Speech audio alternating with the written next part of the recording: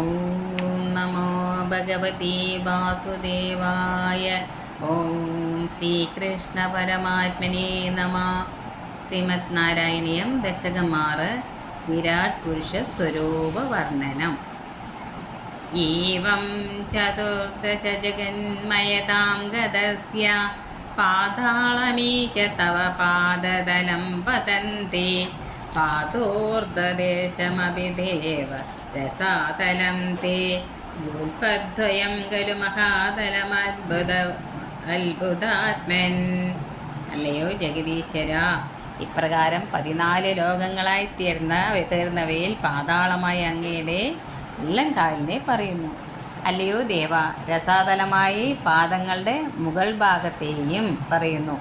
അത്ഭുത സ്വരൂപമായിരിക്കുന്നവനെ മഹാതലമായി 2 ഞെരിയാണികളെയാണ് പറയുന്നത്.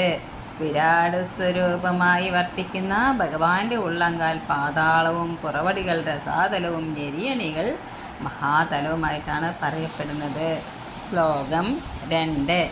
ജംഗേ തലാതലമതോ സുതലം ഛജാനോ കിഞ്ചോരുഭാഗയുഗളം വിതലാതലേതി ശോണീതലം ജഗനമംപരമംഗ നാഭിർവക്ഷശ്ചക്രനിലയസ്തവ ചക്രപാണി.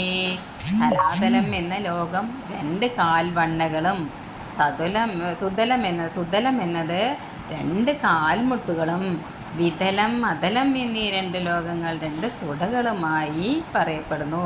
അല്ലയോ ചക്രപാണിയായ ഭഗവൻ, ഭൂലോകം അങ്ങയുടെ അരക്കെട്ടും ഭുവർലോകം ആകാശം നാഭിപ്രദേശവും സ്വർഗലോകം വക്ഷസ്സുമാകുന്നു. ഭഗവാന്റെ 2 കാൽവണ്ണകൾ തലാതലവും കാൽമുട്ടുകൾ സുതലവും 2 തുടകൾ വിതലം അതലം എന്നീ 2 ലോകങ്ങളും അരക്കെട്ട് ഭൂലോകവും നാഭിപ്രദേശം ഭുവർലോകവും വക്ഷസ് സ്വർഗലോകവുമത്രേ. ശ്ലോകം 3. ഗ്രീവാമഹസ്തവ മുഖഞ്ജനസ്തപസ്തു പാലം ശിരസ്തവ സമസ്തമയസ്യ സത്യം ഏവം ജഗന്മയതനോ ജഗദാശ്രിതൈരപ്യന്യയർബദ്ധവപുഷേ ഭഗവൻ നമസ്തേ. മഹർലോകം അങ്ങയുടെ കഴുത്തും ജനലോകം മുഖവും തപോലോകം നെറ്റിത്തടവും സമസ്ത ലോകസ്വരൂപിയായ അങ്ങയുടെ ശിരസ് സത്യലോകവുമാകുന്നു. ഇപ്രകാരം ലോകങ്ങളെ ആശ്രയിച്ചിരിക്കുന്ന മറ്റു വസ്തുക്കളാലും പൂർണ്ണമാക്കപ്പെട്ട അംഗങ്ങളോടുകൂടിയ ഭവാന് നമസ്കാരം. സമസ്ത ലോകസ്വരൂപിയായ ദേവൻ്റെ കഴുത്ത് മകർലോകവും മുഖം ജനലോകവും നെറ്റി തപോലോകവും ശിരസ് സത്യലോകവുമാണ്. സമസ്ത ലോകങ്ങളും വിരാട് പുരുഷൻ്റെ ശരീരത്തിൻ്റെ അവയവങ്ങൾ തന്നെയാണ്. ശ്ലോകം 4. ത്വദ്ബ്രഹ്മരന്ധ്രപ്രപദനീശ്വര വിശ്വഗന്ധ ഛന്ദാംസി കേശവഗനാസ്തവ കേശപാശ ഉല്ലാസി ചില്ലിയുഗളം ദൃഗണസ്യ ഗേഹം പഷ്മാണി രാത്രി ദിവസൗ സവിതാച്ച നേത്രേ. ലോകങ്ങളുടെ എല്ലാം കാരണഭൂതനായ ഹേ ഭഗവൻ, വേദങ്ങൾ അങ്ങയുടെ ശിരോമധ്യത്തിലുള്ള ബ്രഹ്മരന്ധ്രം എന്ന ദ്വാരമാകുന്നു. അല്ലയോ കേശവ, മേഘങ്ങൾ അങ്ങയുടെ കേശപാശങ്ങളും ബ്രഹ്മാവിൻ്റെ ഗേഹം പ്രശോഭിച്ചു കൊണ്ടിരിക്കുന്ന അങ്ങയുടെ പുരികൾ കൊടികളും രാപ്പകലുകൾ നേത്രരോമങ്ങളും സൂര്യൻ നേത്രങ്ങളുമാകുന്നു. ശ്ലോകം 5. നിശേഷ വിശ്വരചനാച കടാക്ഷമോക്ഷ കർണൗ ദിശോശയുഗളം തവ നാസികേത് ലോപത്രപേച ഭഗവന്തരോത്തരോഷ്ടൗ താരാഗണാശ്ച ദശനാശമനശ്ച ദംഷ്ട്രാ. സമസ്ത ലോകങ്ങളുടെയും സൃഷ്ടി അങ്ങയുടെ കടാക്ഷം കൊണ്ടുള്ള നോട്ടമാണ്. ദിക്കുകൾ അങ്ങയുടെ കർണങ്ങളും അശ്വിനി ദേവന്മാർ അങ്ങയുടെ നാസാദ്വാരങ്ങളുമത്രേ. അല്ലയോ ഭഗവൻ, തൃഷ്ണ ലജ്ജ എന്നിവ അങ്ങയുടെ താഴെ ചുണ്ടും മുകളിലത്തെ ചുണ്ടും ആകുന്നു. നക്ഷത്രഗണങ്ങൾ അങ്ങയുടെ പല്ലുകളും യമൻ ദംഷ്ട്രങ്ങളുമാകുന്നു. നാസ്ത്യൻ ദ്രസൻ എന്നിവരാണ് അശ്വിനി ദേവന്മാർ. ഇവർ സൂര്യപുത്രന്മാരാകുന്നു. ശ്ലോകം 6. വിലാസഹസിതം ശ്വസിതം സമീരോ ജിഹ്വാം ജലം വചനമീശ ശകുന്തപംക്തി സിദ്ധാദയ സ്വരഗണാമുഖരന്ധ്രമഗ്നിർ ദേവാഭുജാസ്തനയുഗം തവ ധർമ്മദേവ. സർവവിമോഹിനിയായ മായ അങ്ങയുടെ മന്ദസ്മിതമാക്കുന്നു. വായു അങ്ങയുടെ നിശ്വാസവും ജലം ജിഹ്വയും പക്ഷി സമൂഹം വാഗീന്ദ്രിയവും സിദ്ധവിദ്യാധര ഗന്ധർവാദികൾ സപ്തസ്വരങ്ങളും അഗ്നിദേവൻ വായയും ദേവന്മാർ കൈകളും ധർമ്മദേവൻ സ്തനങ്ങളുമാകുന്നു.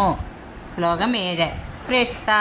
പൃഷ്ടന്ധർമ്മ ഇഹ ദേവ മനസ്സുതാംശുരവ്യക്തമേവ ഹൃദയാംബുജമംബുജാക്ഷ പുക്ഷി സമുദ്രനിവഹ വസനം തു സന്ധി ശേഫ പ്രജാപതിരസൗ വൃഷണൗ ച മിത്ര. അല്ലയോ ദേവ, ഇപ്രകാരം അധർമ്മമാകട്ടെ പൃഷ്ഠഭാഗവും ചന്ദ്രൻ മനസ്സുമാകുന്നു. അല്ലയോ അരവിന്ദാക്ഷ, ത്രിഗുണസാമ്യാവസ്ഥയായ പ്രകൃതി തന്നെയാണ് അങ്ങയുടെ ഹൃദയപത്മം. സപ്തസമുദ്രങ്ങൾ അങ്ങയുടെ ഉദരമാകുന്നു. 2 സന്ധ്യകളാകട്ടെ അങ്ങയുടെ വസ്ത്രമാകുന്നു. പ്രജാപതിയായ ബ്രഹ്മാവ് അങ്ങയുടെ ജനനേന്ദ്രിയവും മിത്രൻ വൃഷണങ്ങളുമാണ്. പ്രാതസന്ധ്യയും സായസന്ധ്യയുമാണ് 2 സന്ധ്യകൾ. ശ്ലോകം 8. ശ്രോണീസ്ഥലം മൃഗഗണാപതയോർനഗാസ്തേ ഹസ്തുഷ്ട്രസൈന്ധവമുഖാഗമനന്തുകാല വിപ്രാതിവർണഭവനം വദരാബ്ജബാഹു.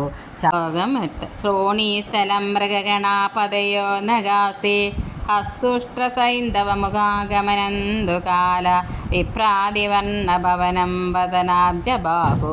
ചാരൂരുക്മചരണം കരുണാംബുദീതേ.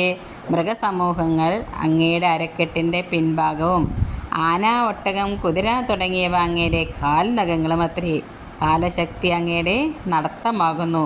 അല്ലയോ കരുണക്കടലായവനെ, അങ്ങയുടെ മുഖസരോജം, ബാഹുക്കൾ, ഭംഗിയുള്ള തുടകൾ, ചരണങ്ങൾ എന്നിവ ബ്രാഹ്മണാദി വർണ്ണങ്ങളുടെ ഉൽപ്പത്തി സ്ഥാനങ്ങളുമാണ്. ബ്രാഹ്മണൻ, ക്ഷത്രിയൻ, വൈശ്യൻ, ശൂദ്രൻ എന്നീ 4 വർണ്ണങ്ങൾ വിരാട് പുരുഷൻ്റെ മുഖം, ബാഹുക്കൾ, ഊരുക്കൾ, പാദങ്ങൾ എന്നീ അംഗങ്ങളിൽ നിന്നാണ് ഉത്ഭവിച്ചതെന്ന് പുരുഷസൂക്തം. ശ്ലോകം 9. സംസാരചക്രമയീ ചക്രധര ക്രിയാസ്തി വീര്യം മഹാസുരഗണോസ്തി കുലാനി ശൈല നാട്യസരി സമുദയസ്തരവശ്ചരോമ ജിയാതിദംബപുര നിർവചനീയമീശ. അല്ലയോ ചക്രപാണി, ചുറ്റിത്തിരിഞ്ഞുകൊണ്ടിരിക്കുന്ന സംസാരചക്രം അങ്ങയുടെ വ്യാപാര വിശേഷമാകുന്നു. വമ്പന്മാരായ അസുരന്മാരുടെ സമൂഹം അങ്ങയുടെ പരാക്രമം തന്നെ. പർവ്വതങ്ങൾ അങ്ങയുടെ അസ്ഥി സമൂഹവും നദീസമൂഹങ്ങൾ അങ്ങയുടെ നാഡികളും വൃക്ഷങ്ങൾ രോമങ്ങളുമാണ്. ഹേ ജഗദീശ്വര, വർണ്ണനയ്ക്കതീതമായ അങ്ങയുടെ ഈ വപുസ് എന്നും ജയിക്കുമാറാകട്ടെ. ശ്ലോകം 10. ഈ ദൃഗ്ജഗന്മയ വപുസ്തവ കർമ്മഭാജാം കർമാവസാന സമയേ സ്മരണീയമാഹു തസ്യാന്തരാത്മവപുഷേ വിമലാത്മനേ തേ വാതാലയാദിവ നമോസ്തു നിരുന്തിരോഗാൻ. ഇപ്രകാരത്തിൽ സമസ്ത ലോകാത്മകമായ അങ്ങയുടെ രൂപം കർമ്മബലമായ ശരീരം ധരിച്ചവർക്ക് കർമ്മങ്ങളുടെ അന്ത്യകാലം അടുത്തു തുടങ്ങുമ്പോൾ സ്മരിക്കത്തക്കതായി പറയുന്നു. അല്ലയോ ഗുരുവായൂരപ്പ, വിരാട് രൂപമായ ജഗത്തിൻ്റെ അന്തര്യാമിയായിരിക്കുന്നവനും ശുദ്ധ സത്വരൂപിയുമായ അങ്ങേക്ക് എൻ്റെ നമസ്കാരം ഭവിക്കട്ടെ. എൻ്റെ രോഗങ്ങളെ തടയണമേ. ഭഗവാന്റെ വിശ്വരൂപമാണ് ഈ ദശകം കൊണ്ട് വർണ്ണിച്ചിരിക്കുന്നത്. 14 ലോകങ്ങളും ഭഗവാന്റെ ദേഹത്തിൻ്റെ അവയവങ്ങൾ എന്ന് ആദ്യം വിവരിച്ച ശേഷം പ്രപഞ്ചത്തിലുള്ള സർവ്വചരാചരങ്ങളും ഭഗവാന്റെ അവയവങ്ങൾ തന്നെയെന്ന് സമർത്ഥിക്കുന്നു. ഈ രൂപം കർമാവസാന സമയത്ത് സ്മരണീയമായിട്ടുള്ളതാണ്. സർവത്ര ഗോവിന്ദ നാമസങ്കീർത്തനം. ഗോവിന്ദ ഗോവിന്ദ.